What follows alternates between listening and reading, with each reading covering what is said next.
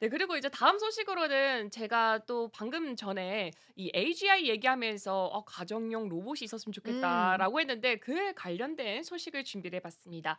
애플에서 가정용 로봇을 개발한다라는 소식이었는데요. 이 가정용 로봇을 개발하고 있는 것으로 알려진 애플 같은 경우에는 이 최근에 로봇공학 개발자 채용을 늘리고 있다라는 보도가 나왔습니다. 지난 몇 주간 애플의 로봇공학 전문가 채용을 위해서 여러 개의 구인 공고를 또 올렸다는 사실이 또 음. 부각이 됐고요. 채용 공고에서 애플이 이 팀의 일원으로서 당신은 고도로 숙련된 엔지니어와 과학자로 구성된 소규모 팀과 함께 일하면서 애플 제품의 새로운 경험을 가져올 기회를 갖게 될 것이다. 라는 이야기를 또 덧붙이기도 했습니다. 일단 지난해 2월 같은 경우에는 애플이 자율주행 전기차 개발을 접고 가정용 로봇 개발로 전환을 한 상태입니다. 해당 로봇공학팀 같은 경우에는 애플 기술부분 부사장 케빈 린치가 이끌고 있고요. 작년 8월에는 이스라엘의 MIT라고 불리고 있죠. 이스라엘 테크니온 공과대학에서 음. 전문가들을 좀 대거 채용한 바가 있습니다. 애플은 현재 로봇 개발 초기 연구 단계에 진행되고 있고요. 해당 그룹 같은 경우에 현재 적어도 이 두 개의 로봇 프로젝트를 진행 중인 것으로 전해졌습니다. 이 하나는 사용자를 따라다니는 모바일 로봇이고요. 나머지 하나 같은 경우에는 책상에 두고 사용하는 테이블탑 홈 기기입니다. 그 음. 밖에 또 애플 같은 경우에는 가정 보안이라던가 환경 제어 등 홈 시스템을 제어하는 스마트 홈 허브를 개발 중인 것으로 전해졌습니다. 애플의 테이블탑 로봇 같은 경우에는 내후년인 2027년까지 출시를 또 한다고 음. 하더라고요. 이 테이블탑 로봇 아마 그 사진 좀 찾아보시면 아시겠지만 저는 맨 처음에 보고 약간 블루투스 스피커라고 생각했어요. 이렇게 동그랗게 생겼는데 블루투스 스피커인데 네네네. 맞아요. 좀 큰 블루투스 스피커 같은 느낌이 좀 들었다라고 보시면 될 것 같고 책상 위에 올려 놓고 쓰는 은뱅커가 말씀드린 것처럼 테이블탑 로봇이라고 불린다라고 합니다. 그래서 이 로봇 같은 경우에는 인간처럼 다양한 표현을 좀 할 수 있다라고 하고요. 해당 매체가 2027년 출시될 애플의 테이블탑 로봇 같은 경우에는 로봇 팔다리에 화면이 부착된 홈팟 스마트 스피커에 더 가까운 제품이 더 가능성이 크지만 애플이 소비자들에게 어필하기 위해서는 어떤 내용들을 담을지는 조금 더 지켜봐야 된다라는 코멘트를 남기기도 했습니다. 애플도 일단은 로봇 쪽에 있어서는 굉장히 진심인 태도를 보이고 있기 때문에 좋습니다. 그 칼을 없앴잖아요. 네. 그래서 그거에 대해서 대신 이제 들어가는 돈들을 다른 데다 투자를 하는 거라서 아마 '로봇 쪽은 좀 더 신산업으로서 좀 각광받지 않을까?'라는 생각도 네. 좀 들긴 합니다.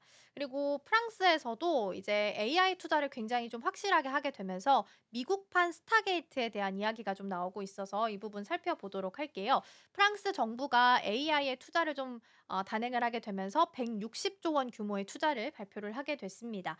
에마니엘 마크롱 프랑스 대통령이 AI 정상회의를 앞두고 하루 앞둔 상황 속에서 결정을 내렸고요. 프랑스가 아랍에미리트 그리고 미국, 캐나다 투자 펀드, 프랑스 기업으로부터 돈을 좀 받아서 인공지능에 1,090억 유로 한화로 약 160조 원의 투자를 받게 될 것이다라고 발표를 했습니다.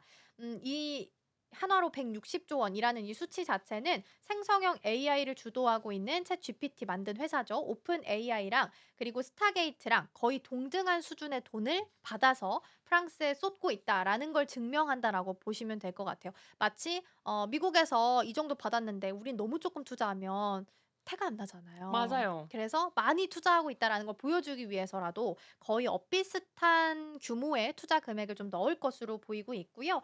AFP 통신에 따르면 프랑스가 주최하고 있는 AI 정상회의 같은 경우에는 1,500명 정도 참석할 예정이고 오픈 AI의 샘 올트먼 CEO 그리고 프랑스 스타트업인 미스트랄 AI 여기도 많이 관심받고 있는 여기 CEO도 같이 참석할 예정이라고 합니다.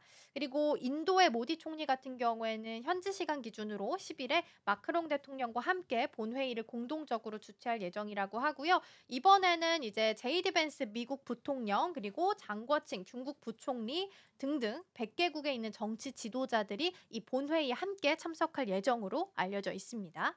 네, 그리고 프랑스 같은 경우에는 이 프랑스를 비롯해서 유럽 같은 경우에는 AI 주도권을 쥐겠다는 의지를 계속해서 표명을 하고 있는데 이 미국과 중국, 인도, EU 등은 기술 개발과 규제 우선순위가 서로 달라서 이번에 AI 정상회의에서 유의미한 합의를 도출하기는 쉽지만은 않을 것으로 또 음. 전망이 되고 있습니다. 맞아요. 이 마크롱 대통령은 AI를 국가적 기술 과제로 개발한다라는 계획을 세우고 있고요. 중국의 스타트업 딥시크가 AI의 글로벌 경쟁 가속화를 불러일으키고 있고 또 도널드 트럼프 대통령 같은 경우에는 데이터 센터처럼 인프라 구축을 위해서 스타게이트 프로젝트를 또 대대적으로 또 홍보를 음. 하고 있습니다.